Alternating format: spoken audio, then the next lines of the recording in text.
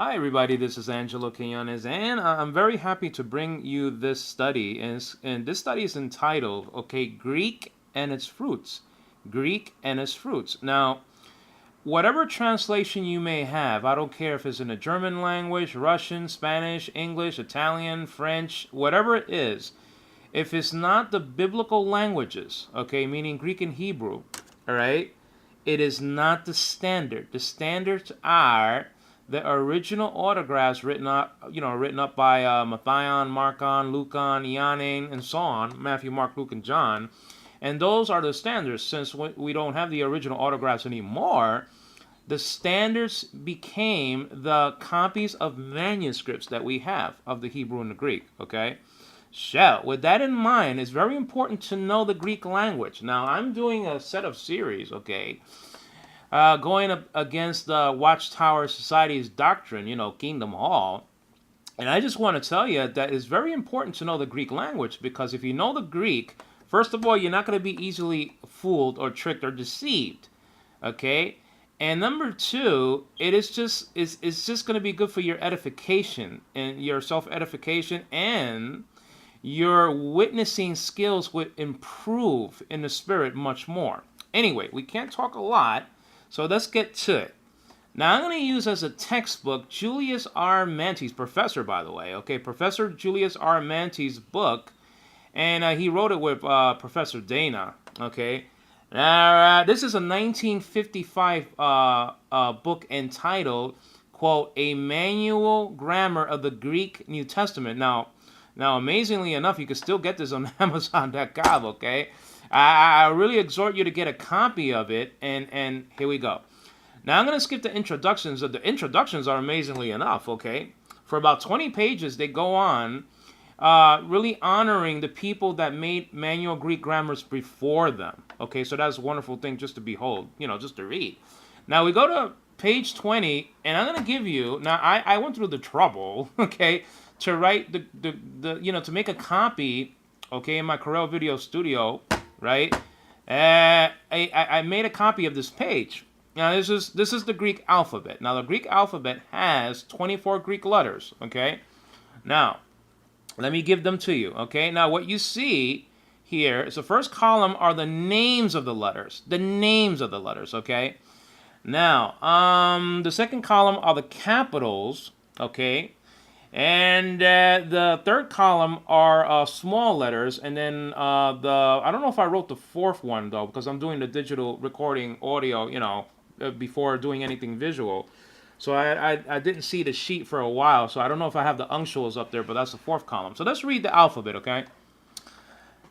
Alpha, beta, gamma, delta, epsilon, zeta, eta, theta, iota, kappa, lambda, mu, nu, Xi, omicron, pi, rho, sigma, tau, upsilon, phi, chi, c, omega.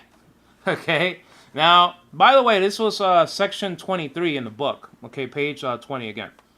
Now, let's go through these letters again.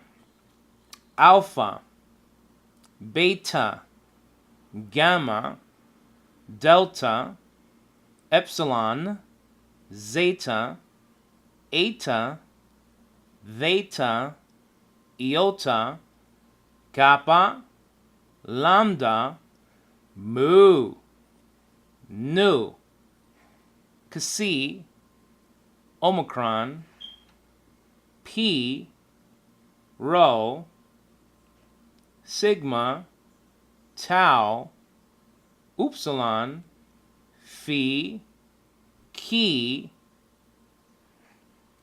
c, omega.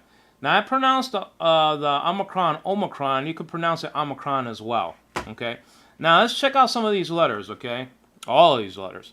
Now, the alpha, of course, is the first letter in the Greek alphabet. That's obvious, And it's spelled out A-L-P-H-A. that does appear spelled out, okay, in Revelation chapter 1, verse 8. Okay, so when it says the Alpha and Omega, it has the Alpha spelled out, and at least in Alfred Marshall Greek Interlinear, the Omega is not spelled out. It just has the Omega, which looks like a W when it's not capitalized, okay?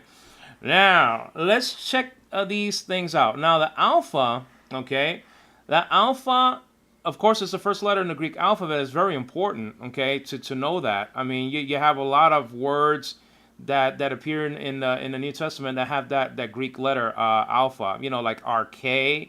Okay, we're going to go into rough breathing and soft breathing later on, maybe in another study.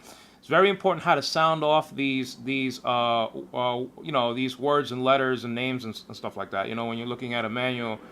So, I mean, we're going to go into diphthongs, and we're going to go into rough breathing and soft breathing, and we're going to go into crassus. Let me get into section 24 and read a little bit of this section because it's very important. Quote, languages was originally spoken so that letters are but arbitrary symbols, okay? Arbitrary symbols invented to represent sounds. Vocal cards, or vocal sounds, I should say, are made by contracting the vocal cords so that they vibrate as the breath passes through. Okay, so what he's saying is that, you know, these are arbitrary symbols, all these letters, okay? And, you know, that the breath passes through the vocal cords and sounds are made. Returning to text. The varieties, it says over here, the varieties, enunciation, are secured by varying the positions of the organs of the mouth, okay? Now, we're going to be looking at some of these organs, okay, like dentals and labials and things like that. So, you know, that's what he's going to be talking about. Now, it says over here, returning to text on page 21 now, it says, these variations may be separated, okay, into two principal classes. Those made by, now check this out, girls and boys, those made by obstructed breath, okay, and those made by unobstructed breath. Okay, so he's going to give you letters to give you an indication of, you know, what are these two classes, okay? Returning to text. It says over here, consequently, okay, there are in the nature of the case only two classes of letters. The consonants, and he's going to give us 17 consonants, okay? You're going to have 7 vowels and 17 consonants, okay? The consonants are those made by obstructed breath, okay? Obstructed breath. Now, the vowels, which are 7 vowels in the Greek language, the vowels are those made by unobstructed breath, and he's going to give you examples of those. Now, I went to the trouble to write all of this stuff, right? That's going to follow. Now, we have in parentheses number 1, the consonants may be classified as follows. Now, he's going to give you the 17 letters and the classifications, okay? Now, under A, we have liquids. B, we have mutes, and we have 3 sub-classifications with that. And then we have C, which are sibilants. Okay, so I know these are kind of strange words and stuff like that, but we're going to get through them, hopefully, anyway. So that way we can, you know, witness to the witnesses. Okay, that's the deal. So the deal is, under number 1, it says over here again, the consonants may be classified as follows. Now, he's going to give you a classification. Let's look at letter A first, okay? Now, under letter A, we have liquids. Now, what are liquids? Well, there are 4 letters that you see are right beside liquids. Okay, these are consonants, and they are as follows. Lambda, mu. Now, when I say mu, that's like in Mary. Okay, like in moo. You know, you ever milked a cow upstate? Well, there you go. All right, so we have lambda, mu, and then nu, like in Nancy. Okay, and then we have that looks like a letter P, but it's not. It's a rho. It's equal to our R. Okay. So those are liquids. Okay, we'll discuss those later. So I'm just going to get through a letter B and then go back to the alphabet, hopefully, anyway. Now, under mutes, okay, we have three distinctions. I'll call them distinctions for now. We have three distinctions, okay? We have gutturals, labials, and dentals. These are the organs of the mouth, okay? That's what they are, all right? Now, he even said it on page 20. Let me see if I can find a place. It says, okay, it says the varieties, okay, of enunciation are secured by varying the positions of the organs of the mouth, end quote. Okay? So these are organs of the mouth, you know, labials and dentals and all that stuff, okay? So under mutes, we have these sub distinctions. We have gutturals, okay, and besides gutturals are the letters kappa, gamma, chi. Those are gutturals. Now, we have columns over here, okay? So we have kappa being smooth, gamma being middle, and we have chi being rough, okay? Now, we have labials. So what are labials? These are all consonants, okay? These are not vowels. Now, under labials, we have P, the letter P. It looks like a little stool over there, okay? And that's under smooth. And then beta is under middle, and then phi is under rough. It's classified as such. Now we go to dentals, okay? If you ever went to the dentist, there you go, okay? You already know Greek.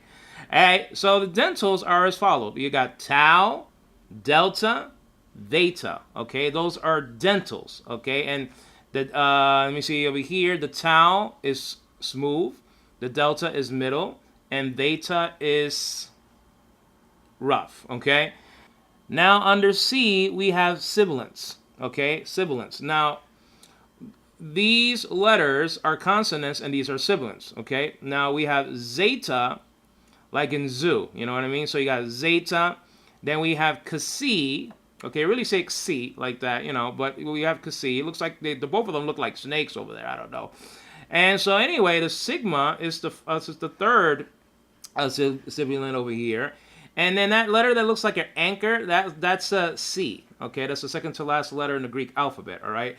Now, let's go back to the letters because I don't think I'm going to have time, okay, as I look at my clock over here. It's not that I want to go. It's just that I might not have it all the time. I only have 1 minute left, okay? I'm down to 1 minute. So anyway, let's look at some of these letters again, okay?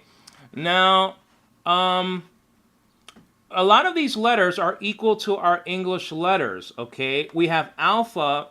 When it's capitalized, it looks like a capital A. Beta, when it's capitalized, looks like a capital B. Okay? Epsilon, when it's capitalized, looks like a capital E. Zeta, when it is capitalized, looks like a capital Z. Okay? And over here, we have iota, which is very important because the first letter in Jesus' name, Jesus, that looks like a capital I. Kappa looks like a capital K when it is capitalized.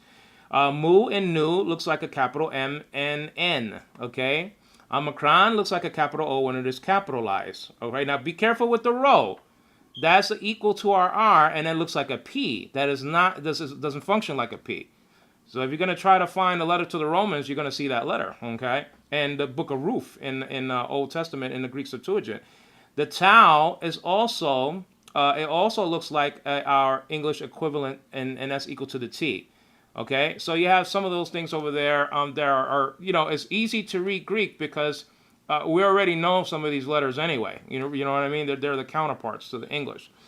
So, like the alpha, you're going to see in Abraham's name in Matthew chapter 1, verse 1. And also, you're gonna see beta in Matthew 1:1. Okay. You're gonna see the Greek word biblos, beta, iota, beta, lambda, omicron, sigma. In English, it'll be biblos. It means book. Okay, and you're gonna see a version of that also in 2 Timothy chapter 4, verse 13. So anyway, I have to go, guys. So I'm gonna give you the next Greek lesson. on the New Testament, and I hope you enjoyed the study, okay? And so hopefully you could get to read a Greek New Testament and actually really confront the witnesses with the Greek New Testament, the deity of Christ, the Trinity, the incarnation, and stuff like that. Hey guys, take care. Bye-bye.